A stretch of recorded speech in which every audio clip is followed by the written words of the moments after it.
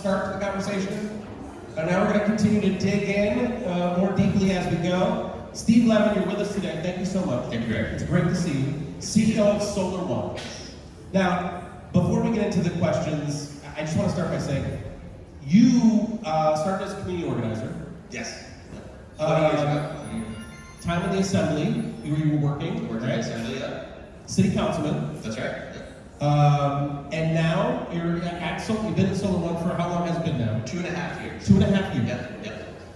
I think it might be interesting to just start about, tell us a little bit about that journey. Sure. Yeah. I'm curious about what you've learned that is advancing your work at Solar One, because your particular lens, I would suggest, as someone who has been engaged in thinking about community, certainly. You were someone who was connected to thinking about affordable housing related issues, neighborhood, economic development related issues. I'm curious as to what you think kind of led you to this particular moment at Solar One. What got you here? Let's just start there. Okay. So, hi everybody. So, I started 20 years ago working in New York City. I did some community organizing. I worked for what's now Riseboro, it's a nonprofit, that's neighborhood based in Williamsburg, Bushwick, Ridgewood. And at the time I was doing public health related stuff, so I was doing a program that relocated lead poisoned kids and their families, so the homes would be remediated. That was a state-run program, a small state-run program. And then I was doing some other stuff around predatory lending. This is 2005, 2006, kind of the height of that time when we were seeing the housing bubble. And you know, the thing that I think stuck with me from that experience, which I was young, I was in my early 20s, right out of college, was that effectively funded and constructed programming from the government through nonprofits to communities can actually make a difference. And it can make a difference on a very local level or an individual level, and then if done properly, it can be done at scale and be even more effective. And it gave me an insight that the nonprofit sector does what government can't do. You know, the money comes from government. Philanthropy is wonderful. You know, companies are great when they contribute and do the right thing. The government has the real money. That's, the city's budget is over $100 billion, the state budget is over $200 billion, and so that's where to me, that's where I saw that you can make a difference with that type of resource coming through that process. Working at the Assembly for a few years, I saw how policy can have an impact on affordable housing. Again, more resources yield better results. And then at the council, it often just kind of built on that idea, which is, you can't do more with less. You can't. That term is like an oxymoron. If properly constructed and meeting a need that's there, you can accomplish good things. And one thing I should mention really quickly about the predatory lending program, which was interesting, was that the program that I was running in Bushwick actually wasn't that successful, because the people that were getting the predatory loans in Bushwick often were not the two-family homeowners. That was happening more in other communities in Southeast Queens or in Bed-Stuy. And so I would search around for, I get the Liz Pendens list, or the list of people that were, behind it, and I would try to track them down. Oftentimes they were LLCs that ran out of a PO box. And so that was an indication that okay, there's resources being spent on this. It's not constructed properly, at least in this neighborhood where I was working. And so, it didn't quite work. But when that all matches up, when the structure is meeting the need, is meeting the demand, and is properly put together with the right organizations, it can have an impact.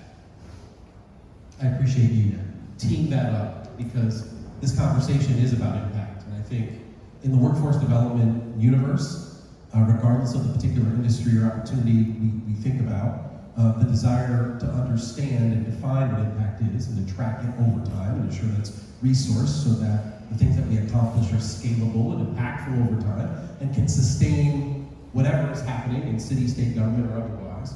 Those are unique challenges. Those are complexities. Yeah. I want to just, what I saw in terms of the numbers related to Solar One. Solar One focused on education and training, fostering sustainability and resiliency, pathways to the green workforce in New York City. By the numbers, I saw more than 5,000 students, is what I heard, 75% plus job placement rate, and I saw 80% plus green job placement sector-based space. I think that's worthy of a round of applause for the investment in the focus. So before we get into the idea of how do we sustain that, or how do we grow that, how do we build that, let's take a half step back to say, what does it look like right now in terms of urban development in New York City and the expectations that are on this city to become a city that is reflecting climate goals? Yeah. How does Solar One think about connecting and addressing those particular needs? So I stepped into Solar One after my predecessor did 17 years as executive director, so he really built up the organization. And one of the things that he did in building the organization I thought was really brilliant was he, especially in our workforce programming, which is that it's really based on partnerships. So our workforce program, so I see Tanya here from Green City Force, the HOPE program, we have about a dozen partners, and they're doing a significant amount of work with individuals on broader workforce development. So they're doing all of the soft skills, they're doing all of the wraparound services, they're doing all of the kind of long-term coordination and case management really that leads to success. Solar One, we have our niche. We contract with those organizations, and we're like the school. So we have instructors, workforce instructors who have been with us for 15 years. Three of our workforce instructors have been with us for 15 years, 14, 15 years, and two of them have come through the program themselves. And they're working with individuals that have been working with programs like Green City Forest or HOPE program or Andromeda or the Forestry Society, and so they're getting all of those resources, as they come to us, and then we're giving them a set of skills, starting with all oriented towards sustainability and climate change education. So the skills that we are providing, we're doing green construction, we're doing green building operations and maintenance, we're doing solar installation, HVAC maintenance,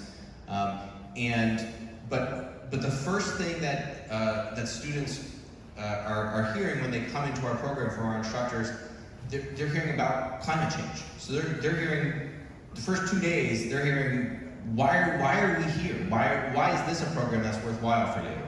And so they're getting the underpinning of, okay, this is why it's going to be important for you, your family. This is why it means something.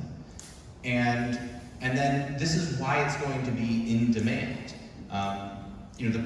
From a big picture perspective, these opportunities are here now, and they're going to get more in demand as the CLCPA or Local Law 97, the IRA, all of the kind of policies that are either assisting building owners into making the transition or forcing them to make the transition, or whatever that's happening now, that's going to continue. Whatever happens politically here or there in any given 2 or 3 year period, the long-term trajectory is going to be that we need people to do this work in our city, around our country. We have to do it. It's not just a moral obligation, like we have a very practical obligation to do all of this decarbonization work. And so, and then what I see every day when I go into work and I show up at like 9 o'clock is the students that are there for our workforce programs, they're already there. They're there at 8 or 8:30. They are 100% engaged, and you can tell that they want to be there. They're getting something from it. And this is oftentimes they're not getting compensated to be there, and they have to schlep out to Long Island City from Staten Island or the Bronx or Manhattan. And but there's a clear value that we're putting forward in the equation. And what I would hope to see more and more is that the powers that be, whether it's government or philanthropy or the industries themselves or red meat or what have you, that there's a concerted effort to try to really build out this ecosystem, make these connections, make sure that I mean, the panel before this was amazing, and what I was seeing was a lot of very concrete ideas of how we can make those things happen. So I think what I would like to see is more of a concerted effort kind of to bring all of this together. And I see it happening here and there, but I would love to see that be, a platform, a major political platform. Let's dig into that, because I think what we've heard is partnership and collaboration matters. You're preaching in some cases to the choir in the room, and that this is an audience, a universe of folks in this space. I think you get it. As you flag folks, partnerships that you have existing in the room right now that are working, there certainly is an urgency, even with local law 97 sort of stops and starts, or the complexity of that particular that opportunity going forward. We all recognize, by the way, that we are in a very interesting moment in New York City's history. It's not hard to follow that based on the news. That's true nationally as well. There's a lot going on right now. So if we just build on that idea of the platform for a second, how do we get to the place, and I'm curious how you see this as someone with your expertise, insight, and background, how do we get to the place that we create that particular platform or that agenda? How do we get to make the difference? And I say that because I don't think anybody's got the right answer or the one answer. I'm curious as to what you've seen that's worked and how it is that this body might react and respond to that. I've seen politics work. I've seen, especially when folks are out there running for office and seeking votes and seeking support, what I've seen is holding people accountable to positions at the get-go. So, I think any political person would say don't fill out those questionnaires. Don't ever fill out those questionnaires. That they send to candidates because you're. The candidates get a thing. Every coalition sends a form and says, "Do you believe in these things?" Yes, right. And so sometimes, sometimes you have presidential candidates who are like, "Yeah, I support the Green New Deal," right? And then that's 5 years later, you're like, "Okay, we support the Green New Deal." That's a good thing because. And I think that can be utilized, and it has been utilized to great effect. And you see it happen time and again, where folks that are out there running, they want to be able to convey that they care about these things. And so I think from a political perspective, anytime there's a gubernatorial race, anytime there's a mayoral race, anytime there's a controller race, anytime there's a borough president race, anytime there's a city council or state assembly, get the positions out there in front of them to get them to commit. So, are you willing to commit to put X number of dollars or X percentage of the state or city budget towards green workforce development? Yes or no? And they're gonna probably say yes. And so, I think using the political levers, it's a dance. I think that's important.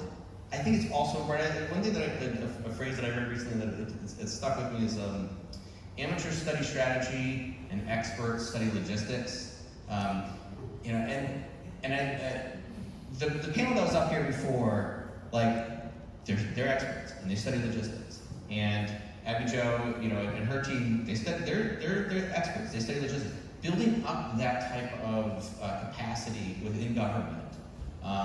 The folks at MOPEJ, building up that type of capacity so that you can have that you can have a sustained brain trust, I think is very important within government as well. So it's not just it's a combination of the things. It's getting that it's kind of getting people to make those commitments, to get on paper what they're agreeing to do. Don't be shy about asking for a lot. make sure, like, you go for, swing for the fences, and then hold them to account, and hold them to account to build up departments within city and state government that are going to be in charge of implementing this stuff. Let's continue the conversation on funding, and I appreciate that you started by saying, or you continue to build on this idea that the money's there. You need to take big swings. It's there. And it's the public dollars that make the biggest difference. Because they can be sustainable, they can hold in place, they can grow, they can be big. And certainly in this conversation about the green space, there's been a lot of money talked about in a lot of different places. I'm always curious when I talk to the specific workforce development providers, when you hear these big numbers, have those hit your office yet?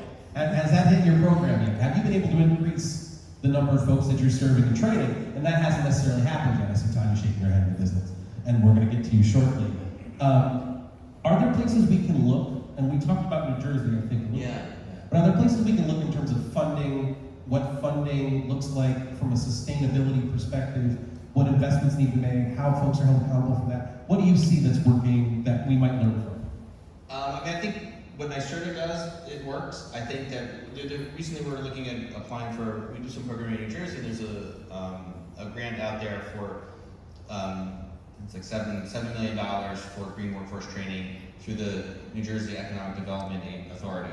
I think that the longer term it is, and the more it is streamlined so that nonprofits can actually participate in it, the better. It's great to get funding from philanthropy. We rely on it. About a third of our funding comes from philanthropy.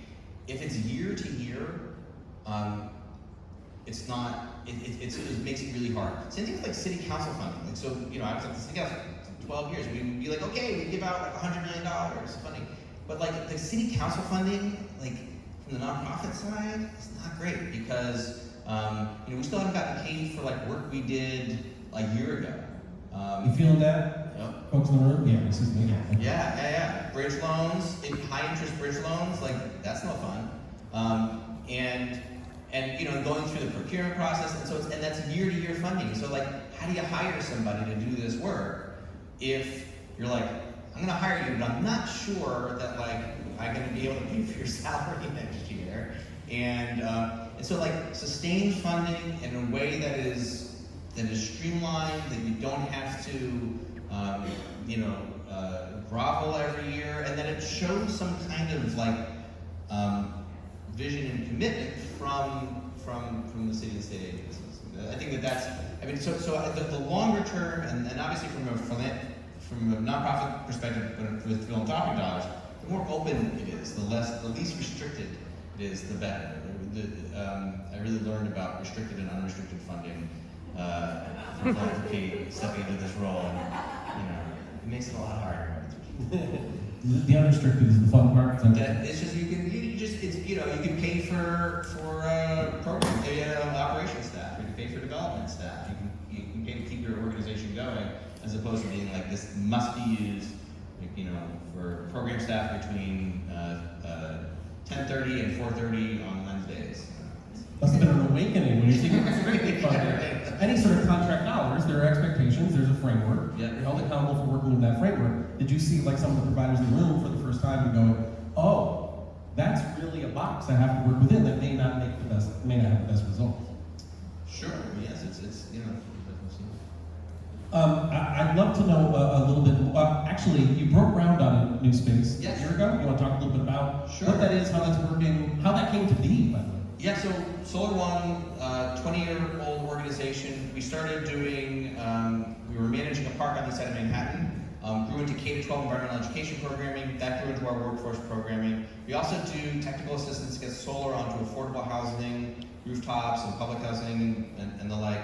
And so we kind of do this range of programming, but our long-term goal was always to have in Saxon Cove Park an environmental education center. It's been a long time coming. It's under construction right now. It's due to open in the spring of next year, and it'll be the hub for our K-12 environmental education programming, which does one other thing that I think is a major component to all this, and really where a of money is in the New York City public school system.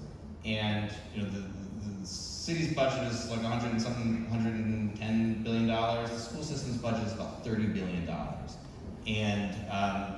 And we have to be investing in these programs that lead into green careers starting in middle school, starting before middle school, which is what we do. We really start to invest into it around middle school and into high school. And they do an amazing job. The Office of Sustainability at New York City Public Schools are heroes. They do amazing work.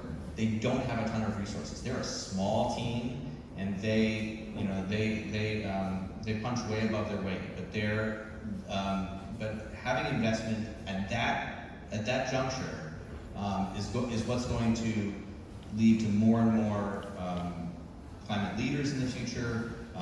And it's just it's a wise investment that we can make in future generations to be investing in it now. And I would love to see that team at New York City Public Schools doubled or tripled in the next 5 years.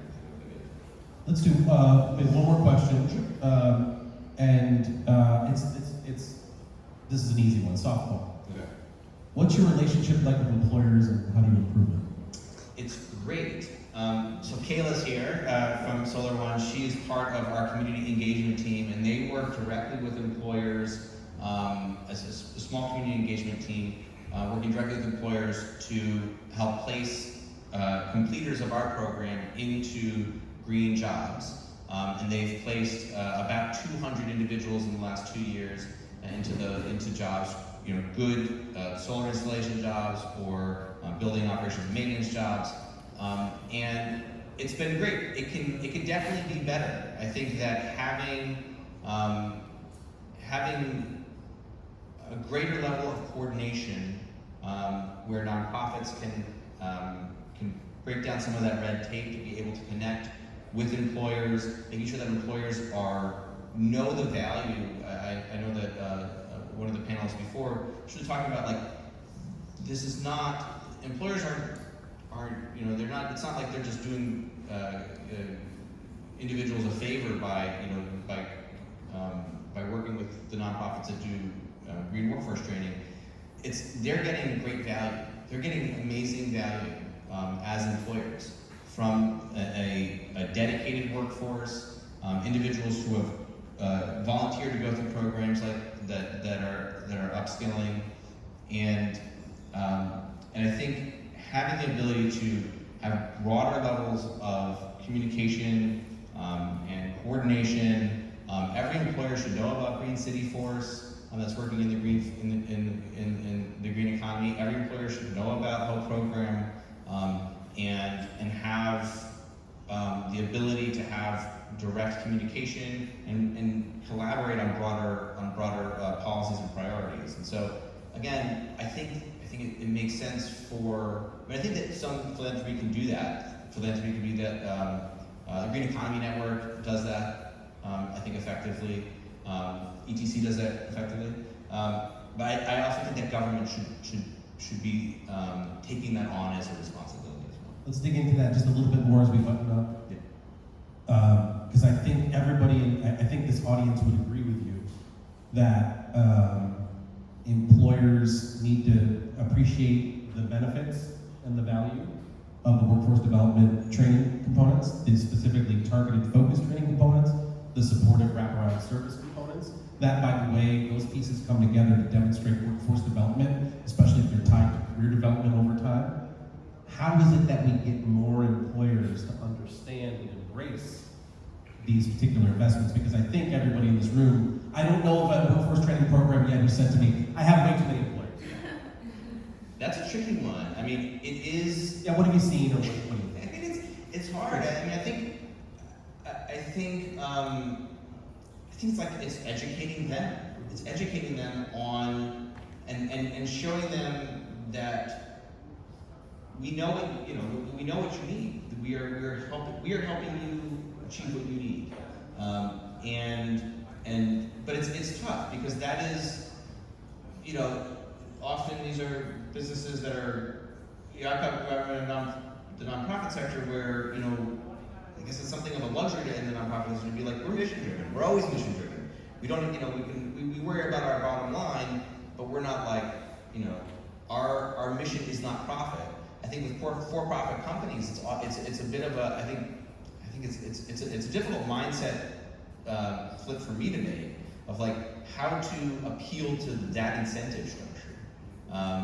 And so that's a challenge. I mean, I really do think that's a challenge. I think having effective communication, and at the same time, like, it would be great to see some mandates in place, and some messages coming.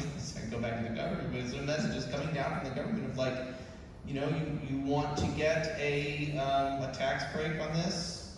Here are some important conditions or obligations that you as an employer should be meeting. I think working within their incentive structure is something that I think is a big challenge. I don't have any answers for it, but I think kind of framing it within, looking at it through their incentive structure, I think would be at least something that I would like to learn more about on my end. I think we all want to learn more about that too. Let's give it up for Steve.